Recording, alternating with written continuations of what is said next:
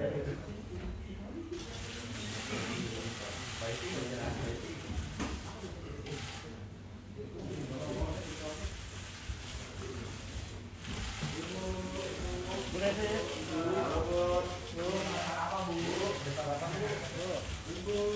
Ibu, aduh.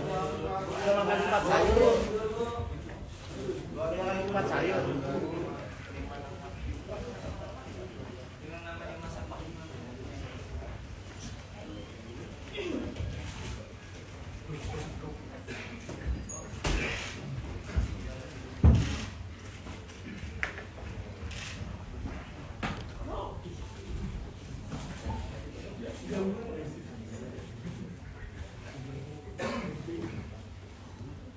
Sudah? Kawan-kawan sudah siap? Ya, silakan. Assalamualaikum warahmatullahi wabarakatuh. Selamat pagi. Mic. Ya, selamat pagi Bapak Ibu dan rekan-rekan jurnalis yang saya hormati. Terima kasih sudah menunggu. Jadi sebagaimana telah kami informasikan atau mengonfirmasikan kepada rekan-rekan sejak pagi tadi terkait dengan kegiatan tangkap tangan yang dilakukan oleh KPK kemarin hingga hari ini, maka pada hari ini kami akan sampaikan perkembangan dari kegiatan tangkap tangan yang KPK lakukan terhadap sejumlah pihak di beberapa tempat. Sudah hadir bersama kita Ketua KPK Bapak Firly Bahuri dan juga Deputi Penindakan dan Eksekusi KPK Bapak Karyoto yang secara lengkap akan menyampaikan kepada Bapak, Ibu, dan rekan-rekan jurnalis terkait dengan perkembangan penanganan dari kegiatan tangkap tangan yang dilakukan oleh KPK. Untuk menyingkat waktu, kita akan mulai konferensi pers pagi hari ini dengan keterangan lebih lengkap yang akan disampaikan oleh Ketua KPK. Kami persilakan, Bapak.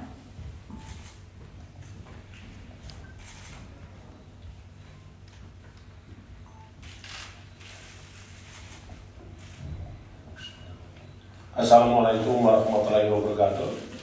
Selamat pagi, salam sejahtera untuk kita semua, salam sehat, salam anti korupsi. Salam, Om Swastiastu, Namo Buddhaya, salam kebajikan.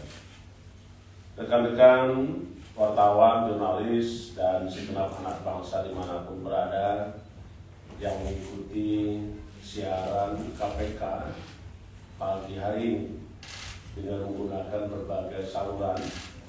Tentulah kami ingin menyampaikan permohonan maaf karena baru sekarang kami harus menyampaikan terkait dengan informasi yang akan disampaikan KPK sebagai pertanggungjawaban KPK kepada publik.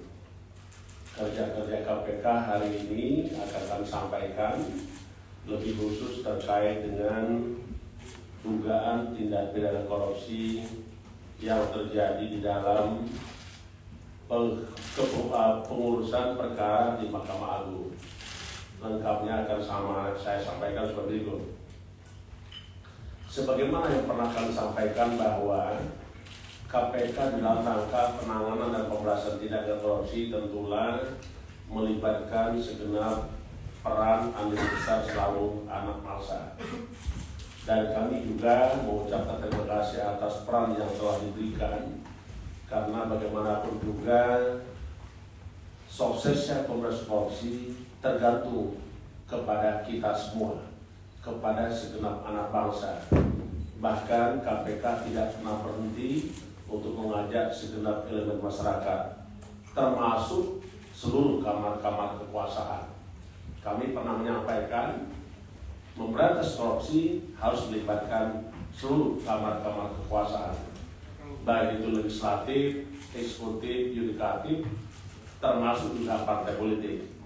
Nah, hari ini kami ingin sampaikan hasil kerja KPK terkait dengan penangkapan para tersangka tindak pidana korupsi yang terkait pengurusan perkara di Mahkamah Agung. Selengkapnya seperti itu. Pada hari ini kami akan menyampaikan lengkap tentang dugaan tindak pidana korupsi berupa suap dalam pengurusan perkara di Mahkamah Agung. Pada kegiatan tangkap tangan tim KPK telah mengamankan 8 orang pada hari Rabu tanggal 19 Januari 2022 jam 15.30 di wilayah Jakarta dan di Semarang. Sebanyak 8 orang sebagai berikut. Yang pertama, DY, PNS pada Kepanitraan Mahkamah Agung. Kedua, MH, PNS pada Kepanitraan Mahkamah Agung. 3, EW, Panitra Mahkamah Agung. 4, AB, PNS Mahkamah Agung. 5, ER, PNS Mahkamah Agung. 6, NA, PNS Mahkamah Agung. 7, YP, pengacara. 8, ES, pengacara. Ada 8 ya yang kita tangkap kemarin. Adapun kronologis tangkap tangan sebagai berikut. Menindaklanjuti pengaduan dan laporan masyarakat, KPK meminta informasi dugaan adanya, ulangi, KPK menerima informasi dugaan adanya penyerahan sejumlah uang kepada hakim atau yang mewakilinya terkait penanganan perkara di Mahkamah Agung. Rabu tanggal 1 September 2022 sekitar jam 16.00 tim KPK berdasarkan informasi tersebut bahwa telah terjadi penyerahan sejumlah uang dalam bentuk tunai dari saudara IS kepada DY sebagai representasi SD di salah satu hotel di Bekasi. Selang beberapa waktu, Kamis sekitar 01.00 dini hari, tim KPK kemudian bergerak dan mengamankan DY di rumahnya beserta uang tunai sejumlah 205.000 Singapura dolar. Secara terpisah, tim KPK juga langsung mencari dan mengamankan YP dan ES yang berada di wilayah Semarang, Jawa Tengah guna dilakukan permintaan keterangan. Jadi ada 2 orang yang diambil di Semarang ya. Para pihak yang diamankan beserta barang bukti kemudian dibawa ke Jakarta untuk dilakukan pemeriksaan lanjutan di Gedung Merah Putih KPK. Selain itu, AB juga hadir ke Gedung Merah Putih KPK dan menyerahkan uang tunai sebesar 50 juta rupiah. Sehingga KPK telah berhasil mengamankan barang bukti berupa uang tunai sebesar 205.000 Singapura dolar dan 50 juta rupiah. Dari pengumpulan berbagai informasi disertai bahan keterangan terkait dengan dugaan tindak pidana korupsi dimaksud, KPK kemudian melakukan penyelidikan dalam upaya menemukan adanya suatu peristiwa pidana sehingga ditemukan adanya bukti permulaan cukup. Selanjutnya KPK meningkatkan status perkara ini ke tahap penyidikan. Berdasarkan hasil keterangan saksi dan alat bukti yang cukup, maka penyidik menetapkan sebanyak 10 orang sebagai tersangka sebagai berikut. Pertama, SD, Hakim Agung pada Mahkamah Agung Republik Indonesia. Kedua, ETP, Hakim Yudisial / Panitra Pengganti Mahkamah Agung Republik Indonesia. 3, DY, PNS pada Kepanitraan Mahkamah Agung. 4, MH, PNS pada Kepanitraan Mahkamah Agung. 5, RD, PNS Mahkamah Agung. 6, AB, PNS Mahkamah Agung. 7, YP, pengacara. 8, ES, pengacara. 9, HT, swasta, debitur koperasi simpan pinjam ED. 10, EDKS, swasta, debitur koperasi simpan pinjam ED. Jadi ada 10 orang yang sudah ditetapkan sebagai tersangka berdasarkan bukti yang cukup. Terkait kebutuhan penyidikan, tim penyidik KPK telah melakukan penahanan terhadap 6 orang selama 20 hari pertama terhitung tanggal 23 September 2022 sampai 12 Oktober 2022. Adapun 6 tersangka yang ditahan sebagai berikut. 1. ETP ditahan di rutan KPK pada Gedung Merah Putih. 2. ED ditahan, 2 DY ditahan di rutan KPK Gedung Merah Putih. 3. MH ditahan di rutan Polres Jakarta Pusat. 4. AB ditahan di rutan Polres Jakarta Timur. 5. YP ditahan di Polres Metro Jakarta Pusat. 6. ES ditahan di rutan Polres Jakarta Metro Jakarta Pusat. KPK menghimbau dan memerintahkan berdasarkan undang-undang terhadap semua pihak yang telah ditetapkan sebagai tersangka agar hadir secara kooperatif sebagai berikut. SD, yang pertama itu SD, 2 RD, 3 IDKS, 4 HT. Cukup ya? Adapun konstruksi perkara yang diduga sebagai berikut. Diawali adanya laporan pidana dan gugatan perdata terkait dengan aktivitas dari Koperasi Simpan Pinjam ID di Pengadilan Negeri Semarang yang diajukan HT dan IDKS dengan diwakili melalui kuasa hukumnya YP dan ES.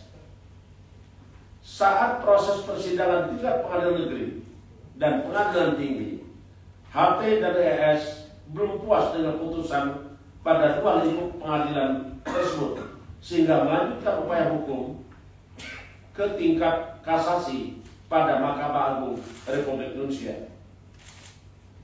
Di tahun 2022 dilakukan pengajuan kasasi oleh HT dan IDKS dengan masih mempercayakan YP dan ES sebagai kuasa hukum. Jadi dalam pengurusan kasasi ini diduga YP dan ES melakukan pertemuan dan komunikasi dengan beberapa pihak di Mahkamah Agung RI yang dinilai mampu menjadi penghubung hingga fasilitator dengan majelis hakim yang nantinya bisa mengkondisikan putusan sesuai dengan keinginan YP dan ES. Adapun pegawai yang bersedia dan bersepakat dengan YP dan ES yaitu DY dengan adanya pemberian sejumlah uang. DY selanjutnya turut mengajak MH dan ETP untuk ikut serta menjadi penghubung penyerahan uang ke majelis hakim. DY dan kawan-kawan diduga sebagai representasi dari SD dan beberapa pihak di Mahkamah Agung Republik Indonesia untuk menerima uang dari pihak-pihak yang mengurus perkara di Mahkamah Agung Republik Indonesia. Terkait sumber dana yang diberikan YP dan ES kepada majelis hakim berasal dari HT dan IDKS. Jumlah uang yang kemudian diserahkan secara tunai oleh YP dan ES pada DY sejumlah sekitar 202.000 Singapura dolar atau setara dengan 2,2 miliar yang kemudian oleh DY dibagi lagi dengan pembagian DY menerima sekitar 250 juta rupiah, MH menerima sekitar 850 juta rupiah, ETP menerima 100 juta rupiah, dan saudara SD menerima sekitar 800 juta rupiah yang penerimaannya melalui saudara ETP.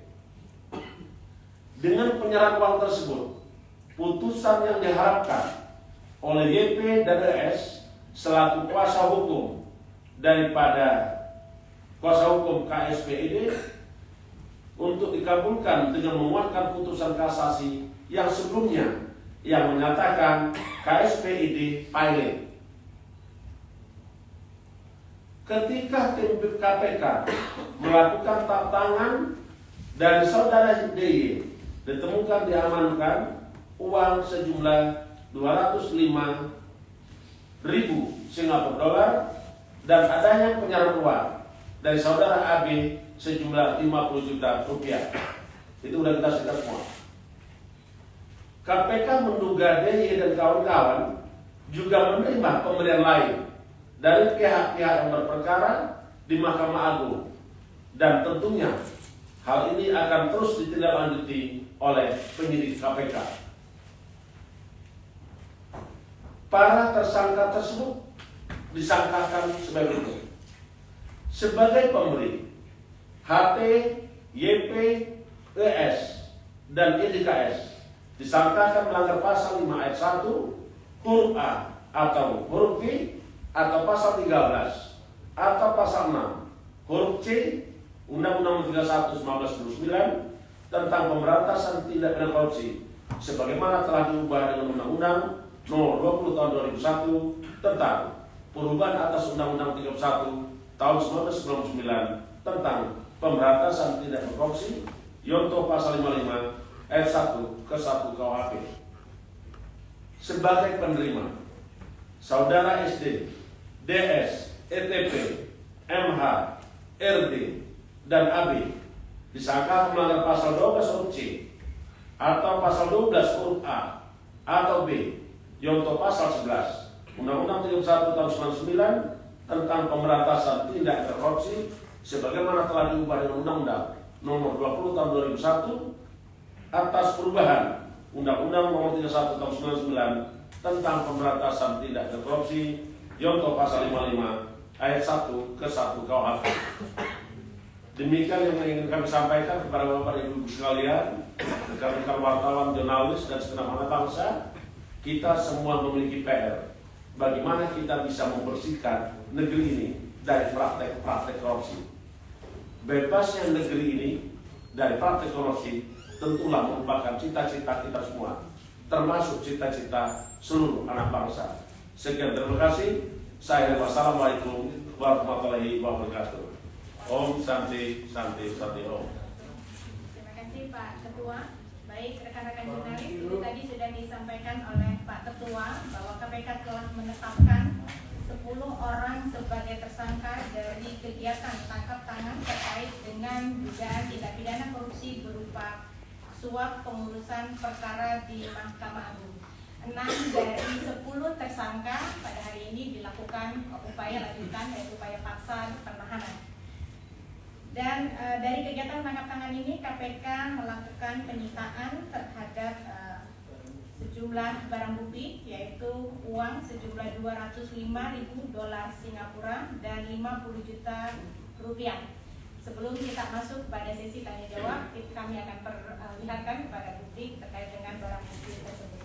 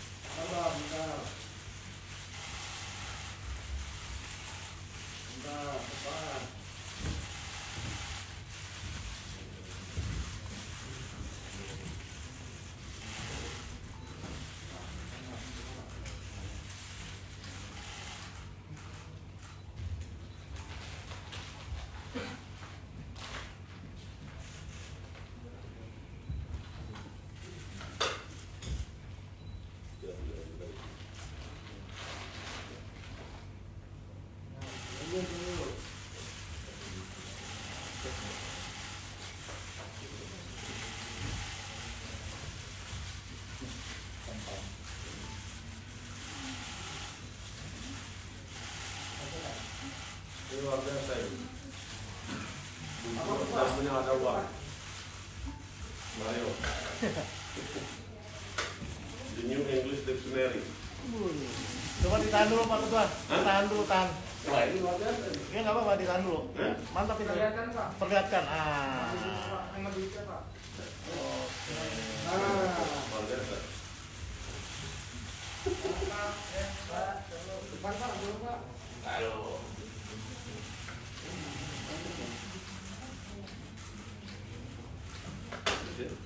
Terima kasih, Pak Ketua. Ini English dictionary. Canggih Pak ya. Canggih. Oke Mbak Ipi, biar pagi nih ya cepet. Ya, baik. Rekan-rekan, kita lanjutkan dengan sesi tanya jawab. Saya buka sesi pertama, 3 penanya. Boleh 1, 2. Sebutkan nama dan medianya. Oke.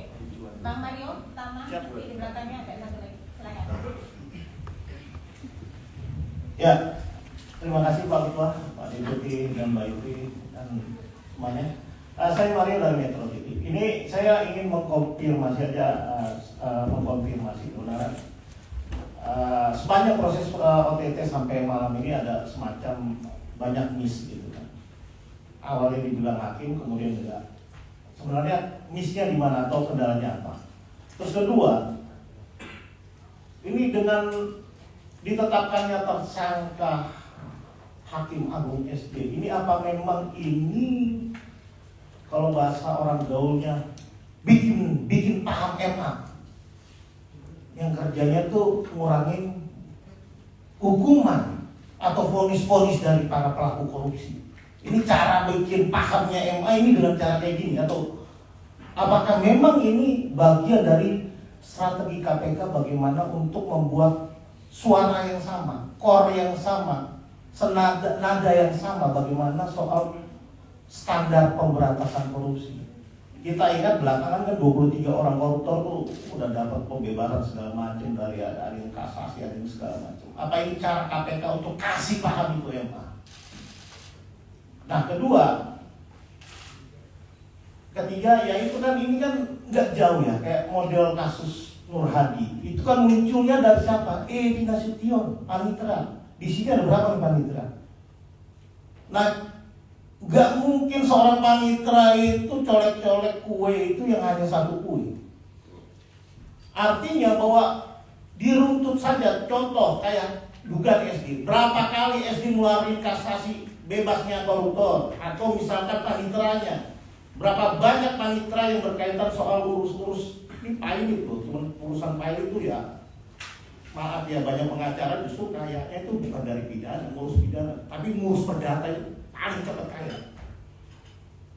Ini maksud saya, apakah nantinya KPK akan men-tracking lebih jauh bagaimana sepak terjang atau jejak dari para panitera ini? Karena muaranya itu nggak akan ada orang berperkara itu touch dengan hakim, itu logikanya. Pasti touch-nya itu lewat panitera. Apakah KPK sudah akan melakukan tracking-tracking itu nantinya ke depan? Atau bahkan memang KPK sudah memiliki track record apa yang dilakukan oleh Hakim Agung SD? Penetapan ini bagi saya yang melihat soal MA ini, ya inilah keruntuhan keagungan sebuah mahkamah. Ya maksud saya, pertanyaan saya, apakah KPK sudah melihat adanya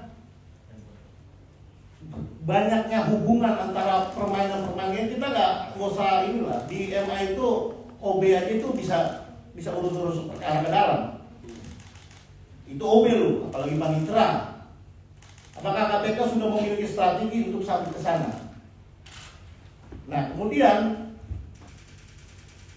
dengan penetapan Hakim Agung ini, mungkin sesama APH baru kali ini ketika ada APH yang levelnya lumayan, pimpinan atau kalau ke kementerian irjennya aja nggak datang. Ini kenapa nih? Apakah pihak MA tidak ingin berkoordinasi lagi dengan APH lain dengan penetapan tersangka SD ini? Nah, ini izin untuk kasus lain bisa sekarang atau? Oke, itu aja dulu Pak Ketua. Terima kasih. Kita datangkan poinnya. Tadi ada satu lagi poinnya, silakan. Selamat pagi, Pak Ketua, Pak Karyoto. Saya Hanafi dari Detikcom. Yang pertama saya mau nanya soal sebelumnya Pak Gufron itu sempat bilang bahwa KPK sedih menangkap seorang hakim agung. Tapi setelah itu beberapa saat kemudian Pak Gufron mengklarifikasi dengan permohonan maaf bahwa belum bisa ditentukan bahwa yang diamankan dalam OTT itu adalah hakim agung atau tidak. Nah sekarang ternyata KPK menyatakan bahwa SD selaku hakim agung adalah tersangka. Nah itu kira-kira penjelasan KPK seperti apa? Kemudian selanjutnya terkait yang hakim agung SD itu, apakah dari yang jumlah 205.000 Singapura dolar itu dia sudah menikmati sebelumnya yang dari barang bukti yang diamankan itu, apakah sudah ada yang mengalir ke dia? Kemudian masih tentang SD ini, kenapa dia tidak ditangkap sekalian? Ya. Saya cukup, terima kasih. Dua poin ya, dari catatan. Satu lagi kalau ada. Oke, terakhir ini ya. Iya ini dulu. Soalnya nasi uduk keburu tutup ntar. Udah pagi. Sudah. Satu lagi Pak, silakan. Pak Ketua, saya Yogi dari Kompas. Soal SD ini kan di 2013 itu sempat ramai isu toilet waktu itu, waktu mau calon jadi hakim. Apakah nanti juga akan ditelusuri ini Pak soal dugaan waktu itu buat ke anggota Komisi 3 DPR? Propertes ya. Report Iya. tes tuh kan dia ke toilet tuh Pak. Waktu itu sempat ramai ya Pak. Terima kasih. Oke, satu pertanyaan aja ya. Ya. Oke, kita cukupkan.